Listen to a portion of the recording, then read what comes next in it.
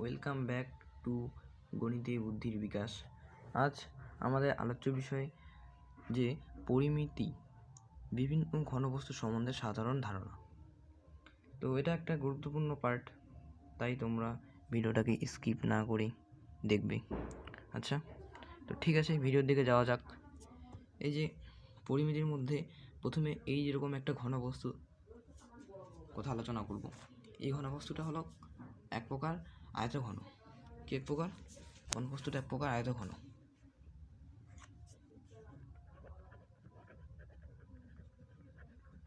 আয়তঘন বাকি আবার সমকোণী চৌপল।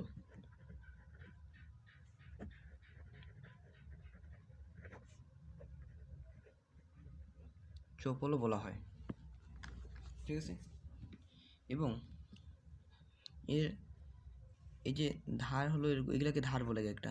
একটা দুইটা তিনটা চারটা পাঁচটা ছয়টা সাতটা আটটা নয়টা 10টা 11টা 12টা এরকম করে মোট 12টা ধার হয়। তো ধার বা প্রান্ত বা কিনারা সবগুলো একই, এটা হলো মোট 12টি, ঠিক আছে। তারপরে তল সংখ্যা হলো 6টা তল থাকে। একটা, তার বিপরীত পাশে আছে একটা দুইটা তিনটা চারটা, সামনে একটা আছে 5টা, পিছনে একটা আছে 6টা। তো মোট 6টা তল থাকে।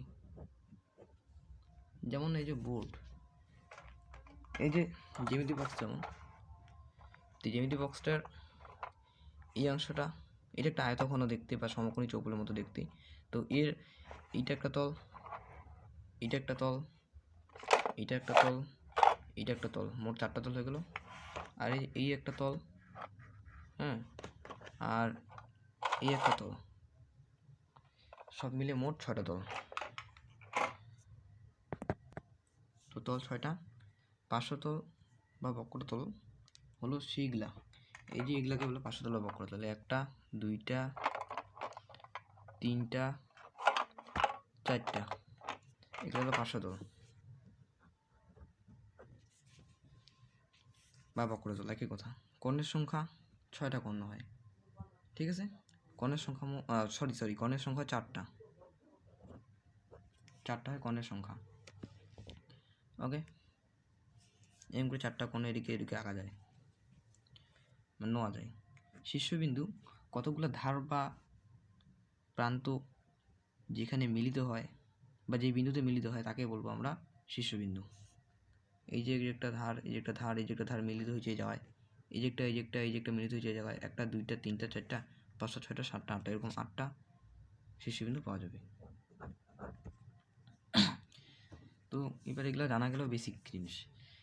তো ক্লাস 10-এর যে জিনিসগুলো আছে সেগুলো হলো যে সমকোণী চৌপলের সমগ্র তলের ক্ষেত্রফল, এটাকে সমকোণী চৌপল বা আয়তঘন বলা হয়। তো এই সমগ্র তলের ক্ষেত্রফল হবে তোমার 2 into AB plus BC plus CA, এভাবে মনে রাখবে, বর্গ একক। এই হলো দৈর্ঘ্য,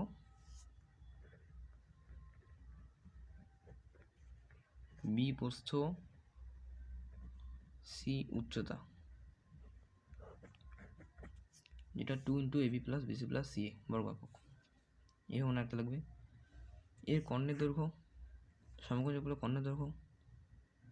কর্ণের দৈর্ঘ্য নির্ণয়ের সূত্রটা হলো √, দৈর্ঘ্য স্কোয়ার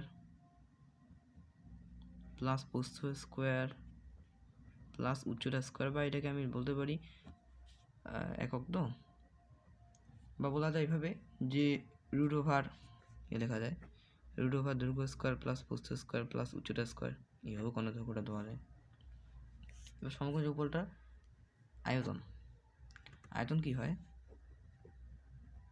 দৈর্ঘ্য ইন্টু প্রস্থ ইন্টু উচ্চতা, বা এটাকে এইভাবে লেখা যায় দৈর্ঘ্য A, প্রস্থ B, উচ্চতা C। এটা হবে ঘন একক বা কিউবিক ইউনিট। এরপরে যেটা হবে, যে ঘনবস্তুটার কথা বলবো সেটা হলো এই প্রকার। এই ঘনবস্তুটার নাম হলো ঘনক। ঘনকটা কি? সংজ্ঞা বলতে গেলে ঘনক হলো যে আয়তঘনের দৈর্ঘ্য প্রস্থ উচ্চতা সব সমান, তাকে বলবো ঘনক। বাকি ওদের যেমন এই যে ধার, ঘনকের আয়তঘনে যেমন ধার ছিল, কোণের সংখ্যা যা ছিল, তল সংখ্যা যা ছিল, পার্শ্বতল সংখ্যা যা ছিল, তারপরে শীর্ষবিন্দু যা ছিল, সেগুলা ঘনকের ক্ষেত্রেও তাই। তো এবার ঘনকের সমগ্রতলের ক্ষেত্রফলটা বলা যাক। ঘনকের সমগ্রতলের ক্ষেত্রফল হলো ঘনকের সমগ্রতলের ক্ষেত্রফল হলো 6a²। এভাবে মনে রাখলে সুবিধা হয়। কিউ ইউনিট মানে স্কোয়ার ইউনিট, বর্গ একক এটাকে বলে। এখানে এ হলো ধারের দৈর্ঘ্য, যেহেতু প্রতিটা ধার সমান হয় ঘনকের ক্ষেত্রে, দৈর্ঘ্য প্রস্থ উচ্চতা সমান, তার জন্য সবগুলো এ হবে, সব এ হবে, ঠিক আছে। এরপরে বক্রতলের ক্ষেত্রফল, ওই যে ঘনকটা ছিল তার বক্রতলের ক্ষেত্রফল হয় বা পার্শ্বতলের ক্ষেত্রফল হয় 4 ইন্টু বাহু স্কোয়ার, ঠিক আছে। এবং ওই যে ঘনকটা ছিল, এই যে ঘনকটা যে ছিল, এটা ঘনক যদিও হইল না, ছোট করে আঁকাচ্ছি। এই যে ঘনকটা, তার আয়তন হবে বাহু কিউব ঘন একক বা এ কিউব। কোণের দৈর্ঘ্য হবে √3 ইন্টু একটি বাহুর দৈর্ঘ্য, এটা হয় কোণের দৈর্ঘ্য, ঠিক আছে। এবার ঘনকের কিন্তু প্রতিটা তল হয় বর্গক্ষেত্রাকার, তাহলে ঘনকের একটা তল মানে প্রতিটা তল, তাহলে তার মানে ঘনকের একটা তলে কোণের দৈর্ঘ্য কী হবে? একটা তল দেখতে হবে বর্গাকার, বললামই। তাহলে বর্গক্ষেত্রে কোণের দৈর্ঘ্যটা হবে ঘনকের একটা তলে কোণের দৈর্ঘ্য। সুতরাং ঘনকের একটা তলে কোণের দৈর্ঘ্য হবে √2 ইন্টু একটি বাহুর দৈর্ঘ্য। এটা কোশ্চেন হিসেবে পরীক্ষায় আসে। আর এই √2 ইন্টু একটা বাহুর দৈর্ঘ্য হলো বর্গক্ষেত্রের কোণের দৈর্ঘ্য। আচ্ছা, এবার ঘরের 4 দেওয়ালের ক্ষেত্রফল, একটা ঘর তার 4 দেওয়ালের ক্ষেত্রফল, তার নির্ণয়ের সূত্র কি? সূত্রটা হলো 2 ইন্টু দৈর্ঘ্য প্লাস প্রস্থ ইন্টু উচ্চতা এত বর্গ একক, ঠিক আছে। এবার চোঙ, এরপরে যে ঘনবস্তুটা কথা আলোচনা করবো সেটা হলো চোঙ। তো চোঙের কথা বলতে গেলে ও তার আগে আয়তঘন ঘনক কাকে বলে তার সংজ্ঞাটা বলি। আয়তঘন বা ঘনক, ঘনক তো কাকে বলে জানি, যে যে আয়তঘনের দৈর্ঘ্য প্রস্থ উচ্চতা সমান তাকে ঘনক বলে। এবার আয়তঘনটা কি? আয়তঘন মানে সমকোণী বলতে আয়তঘনটা কি? আয়তঘনটা হলো যে একটি এমন ঘনবস্তু যার প্রতিটি তল আয়তক্ষেত্রাকার। ঘনবস্তুটা যে ছিল, এই যে ঘনবস্তুটা, তো সেই ঘনবস্তুটা প্রতিটা তলে কিন্তু আয়তক্ষেত্রাকার, এবং বিপরীত তলগুলির যে দৈর্ঘ্যপ্রস্থ, এই তলটা এই তলটা বা এই তলটা এই তলটা দৈর্ঘ্যপ্রস্থ সমান, এবং সন্নিহিত তল দুটো অর্থাৎ যে দুটো তল লাগালাগিভাবে আছে, তো সেগুলো পরস্পর লম্ব, অর্থাৎ এই তলটা আর এই তলটা 90 ডিগ্রি অ্যাঙ্গেলে আছে একে অপরের সঙ্গে। তো সেই রকম ঘনবস্তুটাকে আমি বলবো আয়তঘন বা সমকোণী চৌকোণ, ঠিক আছে। তো এবার এই যে ঘনবস্তুটা আরেকটা ঘনবস্তুর সম্মুখীন হব, সেটা হলো চোঙ। চোঙটা হলো একটা আয়তক্ষেত্র, সেই আয়তক্ষেত্রের সমকোণ সংলগ্ন বাহু, এর একটা আয়তক্ষেত্র, তার সমকোণ সংলগ্ন বাহু মনে করে এটা ধরলাম, এইটা হয়তো আমি এটা ধরলাম। সমকোণ সংলগ্ন বাহু দুটার মধ্যে যে কোনো একটা বাহুকে ধরে বা অক্ষ করে আমি যদি সেই ক্ষেত্রটাকে একবার পূর্ণ আবর্তন করি, তাহলে যে ঘনবস্তু সৃষ্টি হবে সেটা যে এরকম হবে, সেটা হলো চোঙ। এটা কি? চোঙ। চোঙের সংজ্ঞা হয়ে গেল। তো এই বিভিন্ন অংশের নাম, এই যে অংশটা মানে এইটুকু যে পার্ট, সেটা হলো ওর ব্যাসার্ধ, এইটুকু পার্ট হলো ওর হাইট বা উচ্চতা, আর এগুলো কিন্তু বৃত্তাকার তল হয়। এটা অবভিয়াসলি এটা কিন্তু নিরেট চোঙ। তো এর পার্শ্বতলের ক্ষেত্রফল মানে বক্রতলের ক্ষেত্রফল, যেটা হয় এই যে এই অংশটুকু, অর্থাৎ এই তল বাদে বাদবাকি তলটা, সেটা হবে 2 পাই আর এইচ বর্গ একক। আর সমগ্র তলের ক্ষেত্রফল কি? এই তলটা পার্শ্ব তলটা প্লাস বৃত্তাকার দুটো তল। একটা বৃত্তাকার তলের ক্ষেত্রফল পাই আর স্কোয়ার, তাহলে দুটো হলে হবে 2 পাই আর স্কোয়ার বর্গ একক। 2 পাই আর কমন যায়, তাহলে থাকে এইচ প্লাস আর বর্গ একক। এটা হলো ওর মানে চোঙটার সমগ্র তলের ক্ষেত্রফল। ঠিক আছে, এর আয়তন বের করা যায়। সেই আয়তনটা হলো ভূমির ক্ষেত্রফল ইন্টু উচ্চতা। ভূমির ক্ষেত্রফল, এটা ভূমি, তার ক্ষেত্রফল হবে পাই আর স্কোয়ার কিন্তু উচ্চতা হলো এইচ ঘন একক। ঠিক আছে, এরপরে ফাঁপা চোঙ থাকে। ফাঁপা চোঙ হলে এরকম, যেমন গ্লাসের তো এক মুখ খোলা, দুইটা মুখ খোলা না, কিন্তু এই যে চোঙটা সেটা হলো তোমার ফাঁপা চোঙ, যার দুই মুখেই খোলা। তো ফাঁপা চোঙের এই যে এইটুকু অংশ, তো সেটা হলো তোমার অন্তঃব্যাসার্ধ। কি ব্যাসার্ধ? অন্তঃব্যাসার্ধ। ঠিক আছে, আর যে এইটা সেটা হবে বহিঃব্যাসার্ধ। ঠিক আছে, পরে কাজে দিবে। আমি অন্তঃব্যাসার্ধটা ধরে নিলাম R2 আর বহিঃব্যাসার্ধটা ধরে নিলাম R1 ধরি। তাহলে এবার চোঙটির বাইরের মানে এইটা আর ভিতরের বক্রতলটার মোট ক্ষেত্রফল, এই বক্রতলটার মোট ক্ষেত্রফল সেটা কী হবে? বাইরেরটা যদি আমি ধরি এই ব্যাসার্ধ নিয়ে, তাহলে 2 পাই R1 এইচ, ব্যাসার্ধ তো সমান থাকে, ভেতরটা হবে 2 পাই R2 এইচ বর্গ একক। কমন যদি যায় তাহলে 2 পাই কমন নিলাম, R1 plus R2 into H. এটা হবে এত বর্গ একক। এটা হলো চোঙটা বাইরের ও ভিতরের মোট বক্রতলের ক্ষেত্রফল। তো এবার যদি বলা যায় যে ফাঁপা চোঙটির আয়তন কত হবে, এই ব্যাসার্ধটা ভিতরে ব্যাসার্ধটা নিয়ে একটা, বাইরের ব্যাসার্ধটা নিয়ে একটা আয়তন পাবো, সেটা হবে বড় আয়তন, যেটা হবে পাই R1 স্কোয়ার ইচ। তার থেকে ভিতরে আয়তনটুকু বাদ যাবে, তাহলে ফাঁপা চোঙটা আয়তন পাবো ঘন একক। তো সেখানে পাই R1 square minus R2 square into H ঘন একক, অর্থাৎ এই অংশটুকু পাবো পাই R1 square into R2 square, pi into R1 square minus R2 square into H এত বর্গ ঘন একক, যেটা হলো চোঙটার ফাঁপা চোঙটার আয়তন, উপাদানের আয়তন। এবার ফাঁপা চোঙটির সমগ্রতলের ক্ষেত্রফল। সমগ্রতলের ক্ষেত্রফল বলতে গেলে এই দুইটা বক্রতলের ক্ষেত্রফল প্লাস এই যে বর্গাকৃতির যে দুইটা বৃত্তাকার খোলা মুখ আছে তার ক্ষেত্রফল।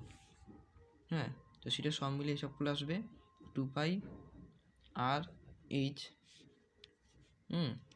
Into R1 plus R2 plus 2 pi R1 square minus R2 square তো বর্গ একক। ঠিক আছে, এরপরে যে ঘনবস্তুর কথা আলোচনা করব সেটা হলো গোলক। তো গোলকের এই অংশটুকুকে বলে হয় ব্যাসার্ধ। এটা অবশ্যই নিডেড গোলক। তবে গোলকের সংজ্ঞাটা কি? সংজ্ঞাটা হলো একটা মনে করো অর্ধবৃত্ত, তার ব্যাসকে অক্ষ করে যেটা অর্ধবৃত্তটাকে একবার যদি পূর্ণ আবর্তন করা যায়, পাখার মতন এক কথায় ঘোরানো যায়, পাখা তো চারপাশে ঘোরো না, এটা চারপাশে ঘুরেতে লাগবে, একবার পূর্ণ আবর্তন করতে লাগবে, তার ফলে এরকম একটা শেপ উৎপন্ন হবে। এই শেপটাই তো একটা গোলক। তো সংজ্ঞা হবে যে একটা অর্ধবৃত্তের কোনো একটা ব্যাসকে অক্ষ করে যদি সেই অন্তর্বৃত্ত থেকে একবার পূর্ণ আবর্তন করা দেয়, তাহলে যে ঘনবস্তু সৃষ্টি হয় তাকে বলবো গোলক। গোলকের আয়তন 4/3 পাই আর কিউব। এই ব্যাসার্ধতা যদি আর ধরা হয় তাহলে তার আয়তন হচ্ছে এত ঘন একক। তার বক্রতা, প্রথম ক্ষেত্রে ঘনকের তো বক্রতল সমগ্রতল একই, কারণ ওর একটা তল থাকে, তার জন্য প্রথম ক্ষেত্রে বক্রতল সমগ্রতল একই হবে, যেটা 4 পাই আর স্কোয়ার বর্গ একক। তারপরে যখন গোলকটাকে কাটলাম একদম মাঝখান বরাবর, তখন সেটা অর্ধগোলক পাওয়া যাবে। তো সেই নিরেট অর্ধগোলকটার এই যে অংশটুকু, তখন দুইটা তল পাওয়া যাবে, একটা হলো পার্শ্বতল, এই অংশটুকু পার্শ্বতল, এই তলটা হলো বৃত্তাকার একটা তল। তো তাহলে মোট তল সংখ্যা তখন সেই ক্ষেত্রে পাওয়া যাবে 2টি। বক্রতলের ক্ষেত্রফল হয় 2 পাই আর স্কোয়ার বর্গ একক, ঠিক আছে। আর সমগ্র তলের যে ক্ষেত্রফল, সেই সমগ্র তলের ক্ষেত্রফলটা কী হবে? বক্রতলের ক্ষেত্রফল প্লাস বৃত্তাকার তলের ক্ষেত্রফল, এই যে বৃত্তাকার তল মানে খোলা মুখের ক্ষেত্রফল। তো 2 পাই আর স্কোয়ার প্লাস পাই আর স্কোয়ার, যেটা হবে 3 পাই আর স্কোয়ার এত বর্গ একক। আচ্ছা, এবার এর আয়তনটা কী হবে? যেহেতু গোলকের অর্ধেক, কাজটা 4/3 থেকে 2/3 হয়ে যাবে, পাই আর কিউব ঘন একক। এবার ফাঁপা গোলক মানে ভিতরটা ফাঁপা, যেমন ফুটবল বলা যেতে পারে, ভিতরটা ফাঁপা হাওয়া দিয়ে থাকে। তো এরকম ফাঁপা গোলকের ক্ষেত্রে তোমার এই যে অংশটুকুকে বলা হচ্ছে ভিতরের ব্যাসার্ধ, বা যেটা অন্ত ব্যাসার্ধ, সেটা R2 ধরলাম। আচ্ছা সরি, R2 না ধরে R ধরে বেটার, অন্ত ব্যাসার্ধ R ধরলাম, আর বহি ব্যাসার্ধ যেটা সেটা ক্যাপিটাল আর ধরলাম। এটা স্মল আর, এটা ক্যাপিটাল আর, এটা বহি ব্যাসার্ধ।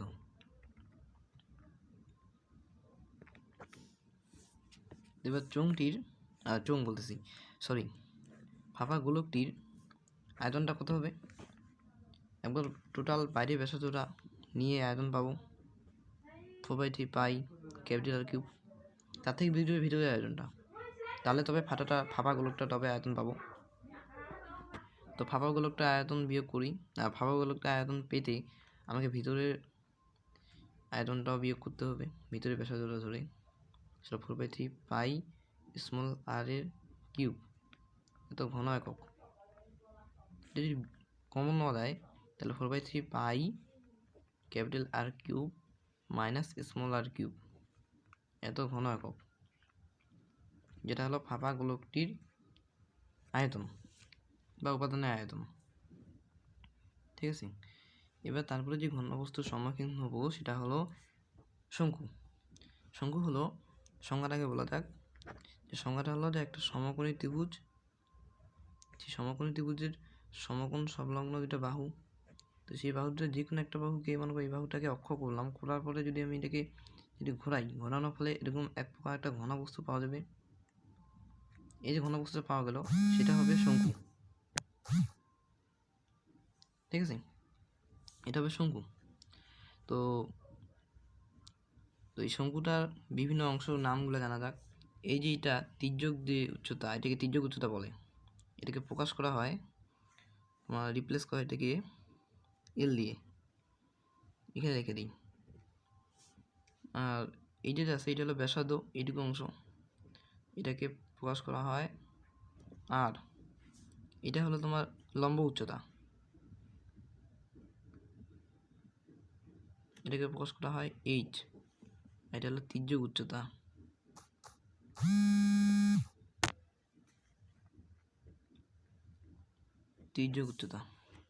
ঠিক আছে। তো এর আয়তনটা হবে 1/3 পাই আর স্কোয়ার এইচ ঘন একক। এর বক্রতলের ক্ষেত্রফল হবে পাই আর এল, আর এর তল থাকে দুইটা, একটা তল বক্রতল, এই যে বক্রতল, আর এই তলটা হলো বৃত্তাকার তল। তবে শঙ্কুর বক্রতলের সমগ্রতলের ক্ষেত্রফল হলে এই যে বক্রতলের ক্ষেত্রফল প্লাস বৃত্তাকার ক্ষেত্রফল হবে। বক্রতলের ক্ষেত্রফল হয় পাই আর এল প্লাস বৃত্তাকার তলের ক্ষেত্রফল হয় পাই আর স্কোয়ার। এটা বর্গ একক দিয়ে দিবা। তো পাই আর কমন নিলে থাকে আর প্লাস এল বর্গ একক। এবার এই যে শঙ্কুর উচ্চতাটা, এই যে লম্ব উচ্চতা, সেটা পাবো কী করে? সাধারণের মধ্যে উচ্চতা, তির্যক উচ্চতা আর ব্যাসার্ধের মধ্যে সম্পর্ক আছে যে তির্যক উচ্চতা সমান উচ্চতা সমান বা সমান √ভার তির্যক উচ্চতা স্কোয়ার মাইনাস ব্যাসার্ধ স্কোয়ার, এত একক। আবার যে পিথাগোরাসের উপপাদ্য নিয়ে করা হয়েছে প্রমাণটা। আবার এটা আমি এখান থেকে ব্যাসার্ধ পেতে পারি, তির্যক উচ্চতা পেতে পারি, যেটা খুশি সেটা বের করতে পারি। ঠিক আছে, তো আমার এই ভিডিওটা কেমন লাগলো লাইক করবি ভালো লাগলে, এবং শেয়ার করবি। আর এখনও যারা চ্যানেলটা সাবস্ক্রাইব করুনি তাদেরকে বলবো যে চ্যানেলটা তাড়াতাড়ি সাবস্ক্রাইব করে নাও। Thank you.